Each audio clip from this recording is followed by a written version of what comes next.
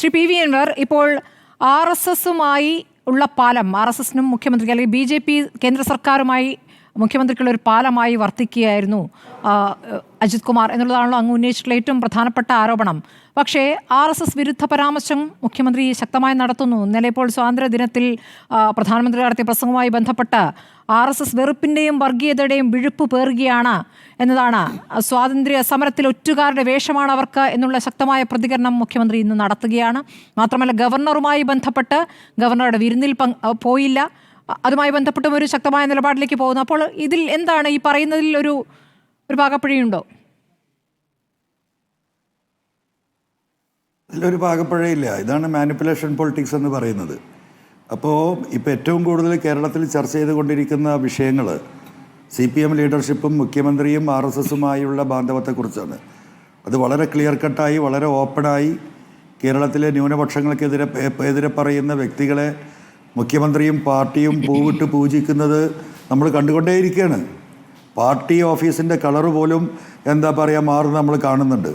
CPMൻ്റെ സംസ്ഥാന സെക്രട്ടറി പറയുന്നു ഇവർ ഫാസിസ്റ്റ് അല്ല, ഒരു സെമി ഫാസിസ്റ്റാണോ എന്ന് പോലും BJPയെ സംശയിക്കുന്നതായിട്ട് അടുത്ത കാലത്ത് CPMൻ്റെ ലീഡർഷിപ്പിൽ നിന്ന് സ്റ്റേറ്റ്മെൻറ്റ് വരികയാണ്. ഇതൊരു വലിയ ചർച്ചയായി നിൽക്കുകയാണ്. CPM RSS BJP ബാന്ധവം ഒരു പച്ചയായ അവസ്ഥയിലേക്ക് പോയിക്കൊണ്ടിരിക്കുന്നു എന്ന ചർച്ച കേരളത്തിൽ ഉടനീളം നടന്നുകൊണ്ടിരിക്കുമ്പം അതിനൊന്ന് മാനിപ്പുലേറ്റ് ചെയ്യണം. അതിന് 2 സ്റ്റേറ്റ്മെൻറ്റ് സ്വാതന്ത്ര്യ സമര ദിനത്തിൽ ഒരു കുഴപ്പമില്ല. അപ്പോൾ എന്തായി? ഏറ്റവും വലിയ RSS വിരുദ്ധനാണ് കേരളത്തിലെ മുഖ്യമന്ത്രിയുടെ സ്റ്റാൻഡ് കണ്ടില്ലേ, സംസാരം കേട്ടില്ലേ? ഇങ്ങനെയൊക്കെ എത്ര കാലമായി ആളെ പറ്റിച്ചുകൊണ്ടിരിക്കുന്നു. ഈ പറയുന്ന MR അജിത് കുമാർ പോലീസിൽ എടുത്തുകൊണ്ടിരുന്ന ജോലി എന്താ നമുക്കെല്ലാവർക്കും അറിയാലോ. ഞാൻ ചോദിക്കട്ടെ, ഇത്രയും വലിയ വിഷയങ്ങളുണ്ടായിട്ട് എന്തിനാണ് ഈ വ്യക്തിയെ ഇപ്പോഴും പിണറായി വിജയൻ പേറുന്നത് എന്ന് ചോദിച്ചാൽ എന്താ അതിന് ഉത്തരം? എന്തുത്തരമാണ് അതിന് നൽകാനുള്ളത്? മുഖ്യമന്ത്രിക്കും മുഖ്യമന്ത്രിയുടെ ഓഫീസിനും മാറ്റിയല്ലോ. പോലീസിൽ നിന്ന് മാറ്റി കൊണ്ടേ ഇരുത്തിയ സ്ഥലമൊക്കെ നമുക്കറിയാം. അത് അതിലേറെ ശക്തമായി തിരിച്ച് കൊണ്ടുവരാനുള്ള ചർച്ചകളും നടന്നതാണ്. അതിലാണ് ഇപ്പോൾ ബഹുമാനപ്പെട്ട വിജിലൻസ് കോടതിയുടെ ഇങ്ങനെ ഒരു സ്ട്രൈക്കിംഗ് സ്റ്റേറ്റ്മെൻറ്റ് വരുന്നത്. അതിലൊന്ന് ചെറുതായിട്ട് ആടി ഒലഞ്ഞു നിൽക്കുകയാണ്. ആ ബഹുമാനപ്പെട്ട ജഡ്ജി ഇനി എത്ര കാലം ഈ കേസുമായി മുന്നോട്ട് പോകാൻ അവിടെ ഇരിക്കുമെന്ന കാര്യത്തിൽ പോലും എനിക്ക് സംശയമുള്ള വ്യക്തിയാണ് ഞാൻ. അദ്ദേഹത്തിന് ബഹുമാനപ്പെട്ട കോടതിക്ക് കാര്യങ്ങൾ ബോധ്യപ്പെട്ടിട്ടുണ്ട്, സത്യസന്ധമായി കാര്യങ്ങൾ ഇവാലുവേറ്റ് ചെയ്യുന്നുണ്ട്. അതെവിടെ എത്തും നമുക്ക് പറയാൻ കഴിയില്ല. അതുപോലെയുള്ള മാനിപ്പുലേഷൻസാണ് ഈ മുഖ്യമന്ത്രിയുടെ ഓഫീസിൽ നിന്ന് ഡയറക്റ്റ് ആയിട്ട് നടത്തിക്കൊണ്ടിരിക്കുന്നത്.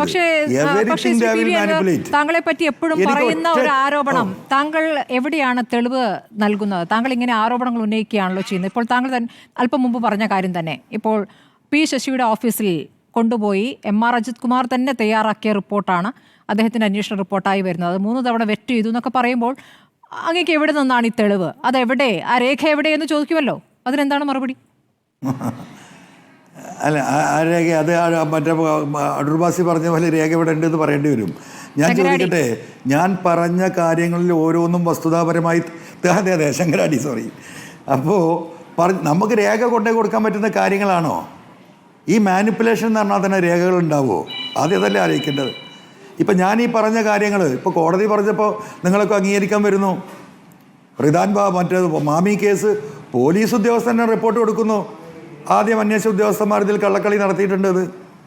ഇപ്പോൾ വേറൊരു കാര്യം സ്മൃതി, ഈ മരമുറി കേസുണ്ടല്ലോ, ഈ മരം അന്ന് ലേലത്തിലെടുത്തിരുന്ന കുഞ്ഞു മുഹമ്മദ് എന്ന് പറയുന്ന 66 വയസ്സായ മനുഷ്യനെ ഈ കേസിൻ്റെ അന്വേഷണ ഭാഗമായിട്ട് മലപ്പുറം SP ഓഫീസിലേക്ക് വിളിച്ചിരുത്തി അദ്ദേഹത്തിൻ്റെ മൊഴി രേഖപ്പെടുത്തി അദ്ദേഹത്തെ കൺഫ്യൂസ്ഡാക്കി പല ചോദ്യം. അപ്പോൾ പുള്ളി എന്താ പറഞ്ഞറിയോ? സാറേ, 1 കിലോമീറ്റർ അപ്പുറത്തല്ലേ പോലീസ് ക്യാമ്പ് ഓഫീസ്, ഞാൻ മുറിച്ച മരത്തിൻ്റെ കുറ്റി ഞാൻ കാണിച്ചു തരാം, എനിക്കറിയാം. അദ്ദേഹത്തെ കൊണ്ടുപോയില്ല. 1 കിലോമീറ്റർ അപ്പുറത്ത് അദ്ദേഹം പറഞ്ഞു ഞാൻ കാണിച്ചു തരാം. അല്ല, അതാ പറഞ്ഞത്. അതങ്ങനെയല്ലേ ഉണ്ടാവൂ. ആ സുജിത് ദാസിൻ്റെ കാല് പിടിക്കുന്ന സ്മൃതി നിങ്ങളൊക്കെ എത്ര പ്രാവശ്യം കേട്ടതാണ്.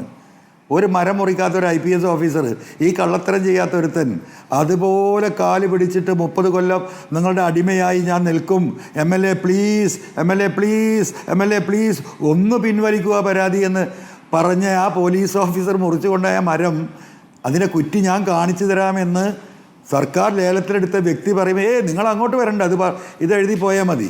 ഇങ്ങനെയല്ലേ അന്വേഷണം നടത്തിപ്പോയത്? പിന്നെ അൻവറിന് ഇനി എന്ത് തെളിവാണ് കൊണ്ടുവരാൻ പറ്റുക?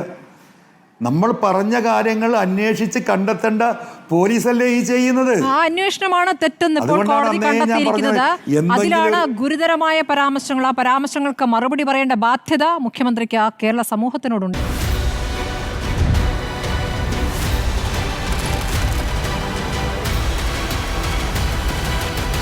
Debate with Smriti Paruthikad.